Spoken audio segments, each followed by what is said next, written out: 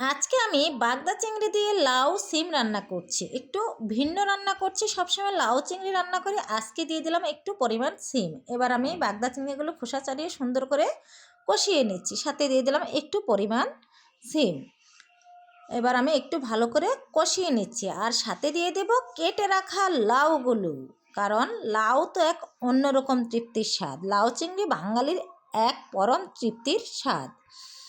এটি স্বাস্থ্যকর ও সুস্বাদু। এটি মূলত শীত গরম দুটোতেই, সব ঋতুতেই সেরা, যা দুপুরের গরম ভাতের সাথে অনন্য। বাঙালির পাতে লাউ চিংড়ি স্বাদে যেন অমৃতপুরী। দুপুরের মেনুতে যদি থাকে লাউ চিংড়ি, তবে আর কিছুই লাগে না।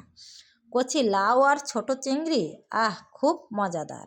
ঘরোয়া রান্না, তৃপ্তির স্বাদ। লাউ চিংড়ির জয়। খুবই মজাদার হয়ে গেল আমার মজাদার লাউ চিংড়ি রান্না। কার কার ভালো লাগে লাউ চিংড়ি রান্না জানাবেন।